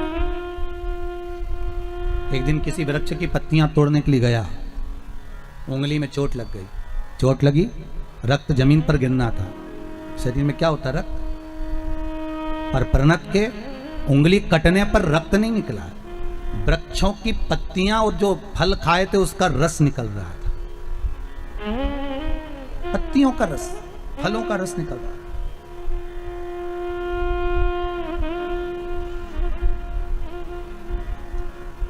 ऋषि के पास में जब उसने देखा कि मेरे रक्त में से, रक्त की जगह पर पत्तियों का रस और फल का रस निकल रहा है, बड़ा खुश हो गया। अब तप साधना करने के बाद अहंकार तो थोड़ा सा ही जाता है, थोड़ा सा। मेरा बहुत निवेदन रहा है हर बार, आज फिर करूंगा। आप कोई बहुत बड़ा आयोजन कर लो, बहुत बड़ा दान कर लो, बहुत बड़ा पुण्य कर लो, बहुत बड़ा सत्कर्म कर लो, बहुत बड़ा भजन कर लो, बहुत बड़ा स्मरण कर लो, पर तुम्हारे मन में अहंकार नहीं आना चाहिए। अहंकार आ गया कि मैंने करवाया, इतना बड़ा कोई नहीं करा सकता था, ऐसा कोई नहीं कर सकता था, तो तुमने जो कराया वो सब पानी में चला गया, उसका फल कुछ नहीं मिलता, उसका फल नहीं मिलेगा। शिव महापुराण का फल क्या है? अहंकार से विहीन हो जाइए। अभी दुर्गापुर में हम कथा कर आए हैं अग्रवाल जी के यहाँ, उनका दूसरी बार फोन आ गया, महाराज गुरुजी से कहो तारीख दीजिए कथा की। खुसरो कथा कर आए तो खुसरो वालों का फोन आ गया, गुरुजी से कहो तारीख दो दूसरी कथा की। शिव महापुराण का पुण्य फल अगर चाहिए, किसी यज्ञ का, अनुष्ठान का, भजन का, कीर्तन का, स्मरण का, कन्या भोज का, भंडारे का पुण्य अगर चाहिए, तो तुम्हारे मुख से यह नहीं निकलना चाहिए कि मैंने इतना बड़ा करा दिया। नहीं, कराने वाला शंकर था, करने वाला बाबा को कराना था, पूर्वजों की कृपा थी, कहीं हमारे माता पिता ने दया कर दी होगी, बाबा ने कथा कर दी होगी। मुख से जब ये निकलेगा तो दूसरी कथा भी बाबा जल्दी से जल्दी करा देगा, क्योंकि वो करा रहा है। हम एक निमित्त मात्र है, केवल एक निमित्त, दूसरा हम है ही नहीं कुछ।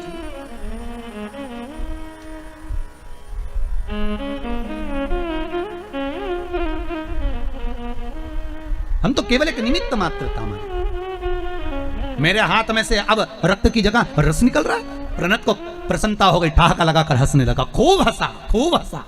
अब उसको क्या हो गया था, धीरे धीरे जो संत का भाव था, तब साधना थी, भजन कीर्तन था, सब कुछ करा, पर थोड़ा सा उसको क्या गया था, जम के बोल दो, क्या आ गया? अहंकार आ गया कि मेरे शरीर से रक्त गायब हो गया। अब मुझ में इतना तप बल आ गया कि मेरे रक्त की जगह इन पत्तियों का, इन फलों का रस गिर रहा है,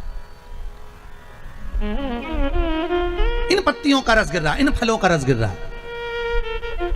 पर एक बात याद आ गई, प्रणत ने जब अहंकार आया, प्रणत का काम था शंकर की आराधना करने के बाद शिव जी से रोज कहता था कि मेरे अहंकार को टिकने मत देना भगवान, जैसे ही आए वैसे ही तोड़ देना। ये रोज कहता था प्रणत, मेरे अहंकार को मत टिकने देना भोलेनाथ, हे शिव शंकर, हे शंभु, हे त्रिकालदर्शी, हे कैलाशी, अगर मेरे भीतर यह भी माना जाए कि मैंने इसको भोजन कराया, मेरे भीतर यह भी माना जाए कि मैंने ऐसा करवाया, मेरे भीतर यह भी माना जाए कि मैंने अभिषेक करवाया, मेरे भीतर यह भी माना जाए कि मैंने आपके ऊपर दही चढ़ाया, दूध चढ़ाया, पंचामृत चढ़ाया, मैंने भंडारा करवाया, मैंने भोजन करवाया, मैंने करवाया, तो मेरे अहंकार को तुरंत तोड़ देना। हे शंकर, इतनी करुणा जरूर करना। शंकर ने वो करुणा तुरंत कर दी। जैसे इसकी उंगली कटी, रस निकला, इसको अहंकार आया कि अब मेरे बराबर कोई नहीं हो सकता, मेरे शरीर में रक्त की जगह पत्तियों का फल का रस भरा गया है, अब मेरे बराबर कोई नहीं हो सकता, मैंने इतना पुण्य करा, मैंने इतना फल प्राप्त कर लिया। उसी समय शंकर भगवान एक बूढ़े का रूप रखकर आ गए।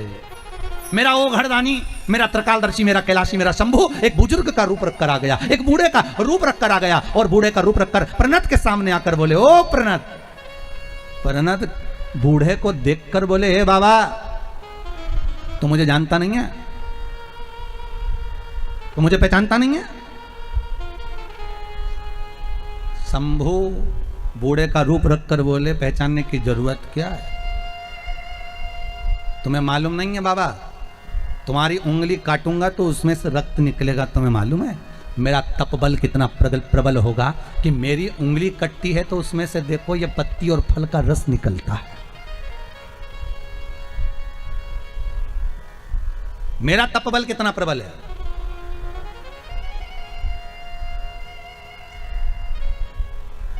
एक बात बहुत ध्यान से सुनना, थोड़ा आप लोगों को लग सकता है बुरा, पर लग जाए तो हमें कोई फर्क नहीं पड़ता बुरा लगने में भी। किसी किसी के शरीर में जब देवी देवता आते हैं ना किसी के शरीर में, तो वो ऐसा घूम घूम कर सबको बताते हैं, और बताने के बाद उनकी बात सही हो जाती है। बोलो होती कि नहीं होती? कई बार सही हो जाती है। वो सही बात कब तक होती है? जब तक वो घूमने वाले के मन में अहंकार ना आए, लोभ ना आए, आसक्ति ना आए, तृष्णा ना आए। जब उसने कमाई का केंद्र बना लिया, जब उसने लोभ का केंद्र बना लिया, जब उसने कमाई का स्रोत बना लिया, जब उसने अहंकार का स्रोत बना लिया कि मेरे वचन सत्य हो जाते हैं, मैंने ऐसा कर दिया, मेरे यहाँ इतने लोग आते हैं, मेरे संग में ऐसा होता है, तो उसकी वाणी धीरे धीरे समाप्त हो जाती है। उस वचन को भगवान समाप्त कर देते, फिर उस स्थान पर कोई सुख का भान नहीं होता, अहंकार से विहीन हो जाए। प्रणत भगवान शिव बूढ़े का रूप रखकर कर रहे हैं, तो कहता है कि मेरे हाथ में मेरी तप साधना कितनी प्रबल होगी कि पत्ती का रस, फल का रस मेरे हाथों से निकल रहा है। आपका हाथ काटूंगा तो उसमें केवल रक्त निकलेगा, और मेरे हाथ में पत्ती और फल का रस निकल रहा है, मैंने कितनी साधना करी होगी। इतने में शंकर भगवान बूढ़े का रूप रखकर बोले, रे बाबा, अरे ओ ऋषि, तेरा भी शरीर जलेगा तो भस्म बनेगा, और मेरा भी शरीर जलेगा तो भस्म बनेगा। ये वृक्ष भी जलेगा तो भस्म बनेगा, और मनुष्य भी जलेगा, जम के बोलो, तो भस्म बनेगा। एक जानवर भी जलेगा तो भस्म बनेगा, एक पत्ती भी जलेगी तो भस्म बनेगा, एक तलातल भी जलेगा तो भस्म बनेगा, एक रसातल भी जलेगा तो, बोलते जाओ, भस्म बनेगा। एक पशु, पक्षी, जानवर, मनुष्य, जलचर, थलचर, वायुचर, कुछ भी जलेगा तो जलने के बाद केवल भस्म रह जाती है, उसके सिवाय कुछ नहीं रहता। शंकर भगवान के जब शब्द उस प्रणद ने सुने तो उसका अहंकार चले गया। क्या ऐसा होता है कि शरीर में भस्म रह जाती है? शंकर भगवान ने अपनी उंगली काटी और उसमें से भस्म निकलना जब चालू हुई, प्रणद के हाथ में आई। प्रणद ने उस भस्म को लेकर शंकर की उंगली को पकड़ लिया। मेरा महादेव मेरे सामने खड़ा है और मैं पहचान नहीं पाया, इतनी देरी कर दी मैंने पहचानने में। मेरा देव अधिदेव महादेव मेरे सामने और मैं पहचान नहीं पाया। शंकर भगवान अपने असली स्वरूप में आकर कहते हैं, अरे प्रणत, अहंकार जब सिर पर चढ़ जाता है तो भगवान पहचान में नहीं आता है, जब अहंकार जाता है तब शंभो को पहचान आ जाता है। प्रणत ने सबसे पहली भस्म भगवान शंकर को समर्पित करी थी। शिव महापुराण की कथा कहती है, पहला भगत था जो शंकर को भस्म चढ़ाया। क्या नाम था उसका? जम के बोल दो, प्रणत। कभी कोई आपसे पूछ सकता है तो आप उत्तर दे सकते हो। भगत प्रणत ने भस्म शिव को चढ़ाई थी। और शंकर की भी भस्म आरती काशी में, उज्जैनी में होती है। शंकर जी की भस्म आरती हर जगह नहीं होती, और हर जगह करना भी नहीं चाहिए भस्म आरती। आप शंकर जी की धूप आरती कर दो, अगरबत्ती की आरती कर दो, दिया की आरती कर दो, वस्त्र आरती कर दो, रत्न आरती कर दो, आभूषण आरती कर दो, पुष्प आरती कर दो, रुद्राक्ष आरती कर दो, पर शिव जी की आरती, भस्म आरती हर कहीं नहीं करना चाहिए। भस्म आरती का प्रमाण जहां है वहीं पर करना चाहिए। हाँ, शिव जी की रुद्राक्ष आरती भी होती है। 1 मुखी से लेकर 14 मुखी रुद्राक्ष होते हैं। कितने मुखी तक होते हैं? जम के बोलिए। 1 मुखी से लेकर 14 मुखी रुद्राक्ष, जिसमें सर्वश्रेष्ठ रुद्राक्ष होता है 1 मुखी। 3 मुखी रुद्राक्ष बच्चों की पढ़ाई के लिए होता है। जो बच्चा पढ़ने में कमजोर होता है उसको 3 मुखी रुद्राक्ष पहनाया जाता है।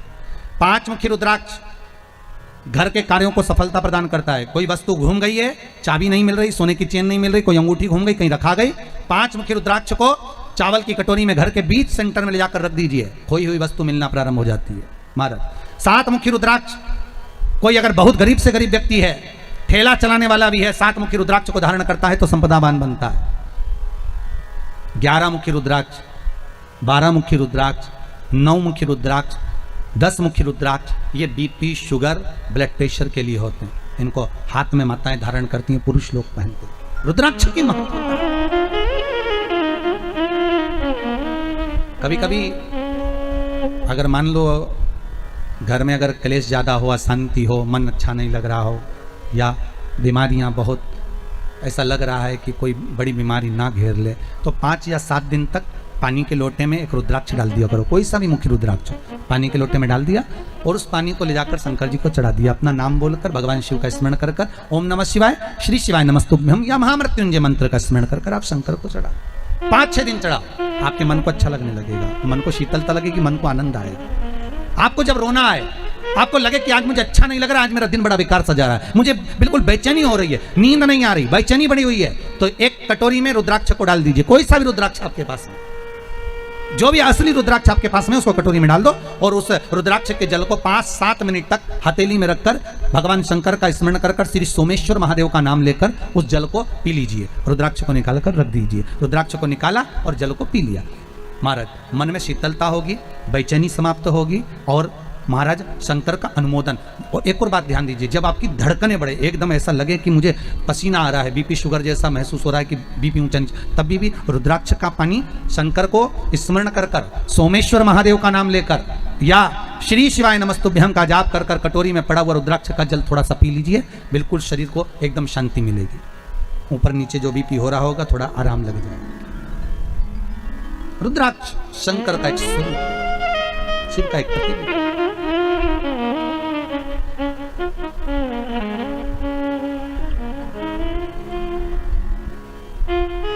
शिव का स्मरण करना। कहा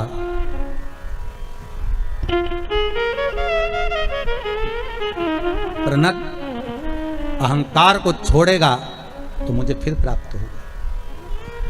छविकृति राजा अहंकार को छोड़ दिया तो शंकर को मिलना था, पर अहंकार छूट नहीं पाया, इसलिए शनि महाराज ने उसको मारा। मैना की गोद से पार्वती जो प्रकट हुई, वो पार्वती मैया ने तब साधना कर कर शिव को प्राप्त कर लिया। शंकर और पार्वती का मंगल विवाह हो गया। शिव पार्वती का विवाह कराने का कारण केवल इतना सा था कि तारकासुर का संहार करना। तारकासुर का संहार भगवान शंकर के तेज पुंज से, गंगा के जल से कार्तिकेय जी का प्राकट्य है। पार्वती जी की बड़ी बहन है गंगा, हिमालय राज की बड़ी पुत्री गंगा। कहते हैं जब पार्वती का लेखन स्वयं देव ऋषि नारद ने कहा कि इसको ऐसा पति मिलेगा, ऐसा मिलेगा, और नारद जी ने कहा यदि ये शंकर का स्मरण करे तो शिव पति मिल जाए। गंगा जी ने अपने कानों से सुन लिया कि शंकर ऐसे हैं, क्यों ना मैं उनका अनुमोदन करूं। पार्वती से ज्यादा तप गंगा जी ने करना प्रारंभ कर दिया। इतनी तप साधना गंगा जी ने करी, इतनी तप साधना करी। एक दिन पार्वती को मालूम पड़ गया कि मेरी बड़ी बहन गंगा शंकर जी को रिझा रही है और मैं भी शंकर को रिझा रही हूं, शंकर तो एक के पति बनेंगे, फिर गंगा रिझा रही तो क्या होगा। पार्वती जी ने थोड़ा सा छल कर दिया। और छल क्या करा पार्वती जी ने, छल तो नहीं कहेंगे, पार्वती अपनी सहेली से कहने लगी, अरे सखी, अरे ओ सखी, मैंने सुना है कोई संत अगर अपने दरवाजे पर से निकले, एक लोटा पानी भरकर संत के ऊपर डाल दो तो संत प्रसन्न हो जाते हैं। गंगा जी ने कान लगाकर सुन लिया। इसलिए जीजियों आपसे भी निवेदन है, कभी किसी के यहाँ कान लगाकर मत सुनना हो।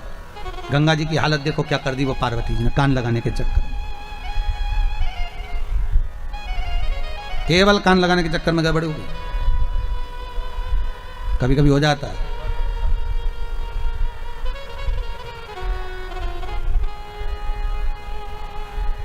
अब गंगा जी को लगा कि पर पानी फेंक दो तो शिव प्रसन्न हो जाते हैं, संत प्रसन्न होकर भर देते थे। वहीं से दुर्वासा बाबा जा रहे थे, गंगा जी ने एक लोटा पानी भर के दुर्वासा पर फेंक दिया। जैसे ही दुर्वासा पर फेंका, दुर्वासा को क्रोध आ गया और दुर्वासा जी बोले, अरे गंगा, तूने संत का अपमान करा है, तू हिमालय राज की बड़ी बेटी होकर तूने संत का अपमान करा। मैं दुर्वासा तुझे श्राप देता हूं कि तू स्त्री के शरीर को छोड़कर पानी के रूप में बहेगी। गंगा की आंख में आंसू भर गए, गंगा नैनों में जल भरकर रोने लगी कि मेरा स्त्री का शरीर छूटेगा और मैं पानी के रूप में बहूंगी। गंगा ने हाथ में जल लिया, मेरी बहन पार्वती ने मेरे साथ छल किया है। और गंगा हाथ में जल लेकर पार्वती को श्राप देने वाली थी। 3 देर में शंकर भगवान प्रकट हो गए। भोलेनाथ ने कहा, गंगा क्या कर रही है? ये गंगा तुम कर क्या रही हो? गंगा जी बोली, मेरी बहन ने मेरे साथ छल किया। शंकर जी बोले, कौन सा छल किया? उसने अपनी सहेली से कहा था कि किसी संत पर पानी बांट, एक लोटा पानी फेंक दो तो संत प्रसन्न हो जाएंगे, तो मैंने वही करा। तो शंकर भगवान बोले, पार्वती ने तुझसे कहा था कि पानी भर के फेंक दो? नहीं। तो तूने कैसे सुना? तो क्या मैंने कान से सुना? शंकर जी बोले, पार्वती ने अपनी सहेली से बोला था तो तुझे कान लगाने की क्या जरूरत थी? जब 2 सखियां, कोई पति पत्नी, कोई भाई भाई, कोई कुटुंब का व्यक्ति, कोई बेटा माता पिता, कोई आपस में बात कर रहे हो तो बहू क्यों कान लगाकर सुन रही है? तुझे क्या करना? क्यों सुना जाए? सबसे ज्यादा बहुएं कान कब लगाती हैं? जब घर में ननंद आती है।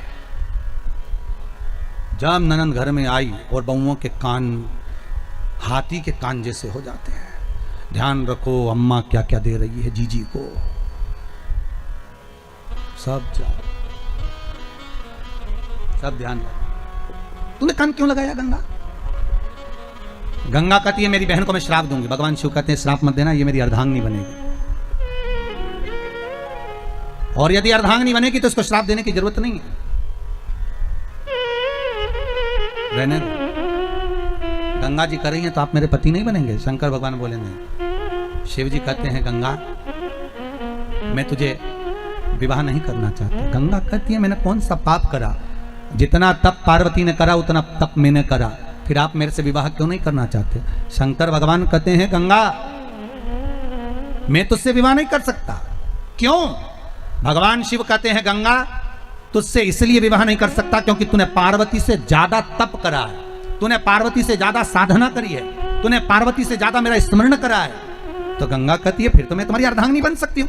शंकर भगवान कहते हैं, गंगा तूने इतना तप करा है कि मैं तुझे अपने साथ में अपनी अर्धांगिनी बनाकर पास में नहीं बिठाना चाहता। गंगा मैं तुझे अपने सिर पर बिठाना चाहता हूँ, इसलिए मैं तुझे विवाह नहीं करना चाहता, मैं तुझे अपने मस्तक पर बिठाना चाहता। गंगा की आंख में आंसू थे। भोलेनाथ जी ने पूछ लिया, अब क्यों रो रही है? मेरे सिर पर बैठेगी, अब तो तुझे रोना ही नहीं चाहिए।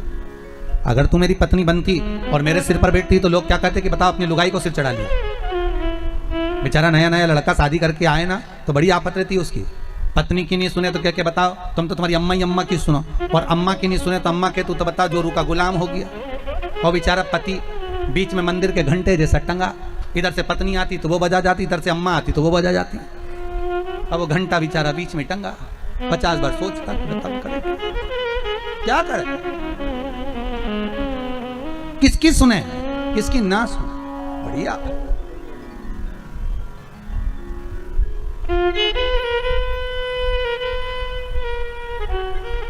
अब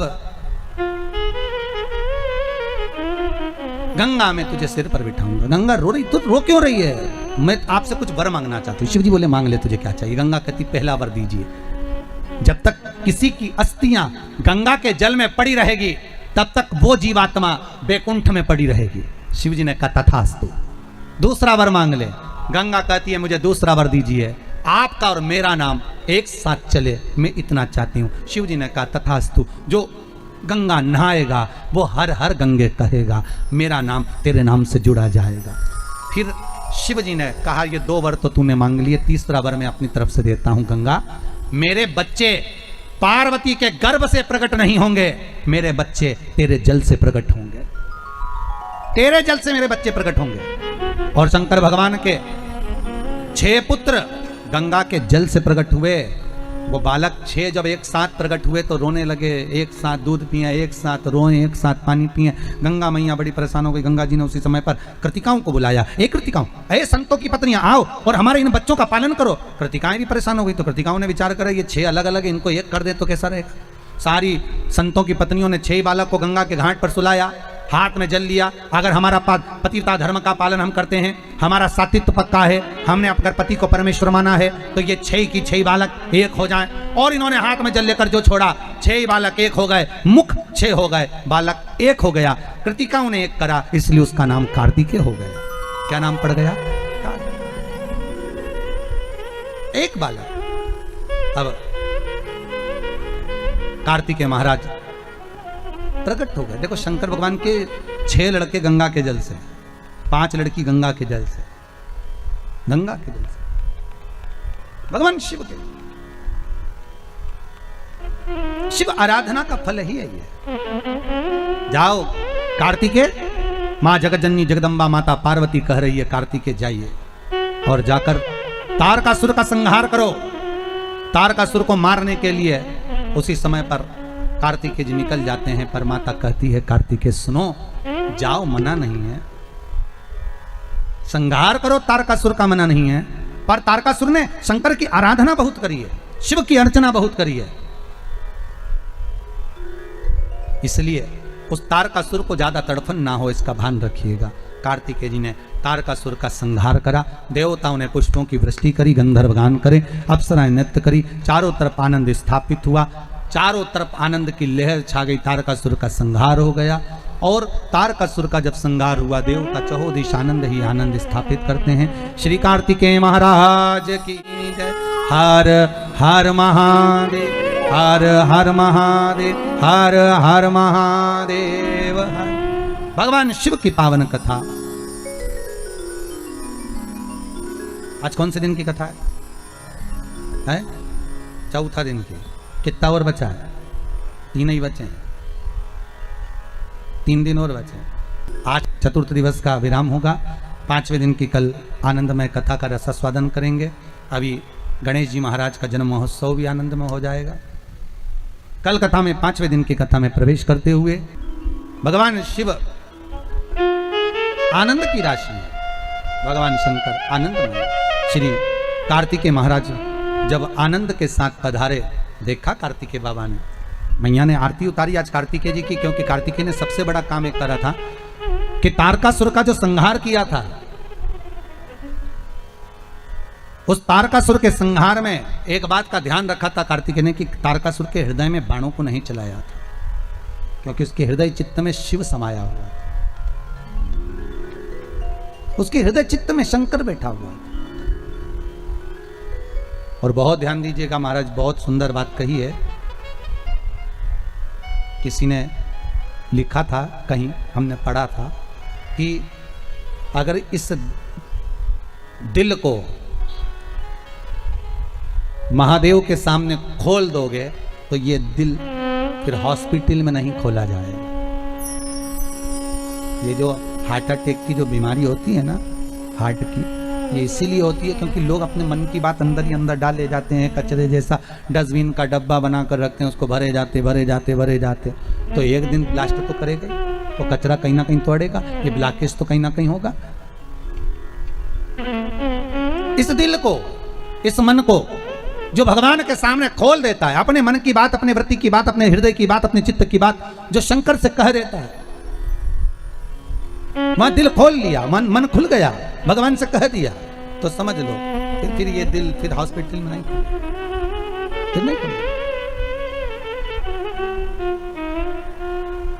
शिव उपासना में, भगवान शंकर के अनुमोदन में, शिव के स्मरण में इस मन को लगा देना, चित्तवृत्ति को रमा देना, यही शंकर का एक आनंद है।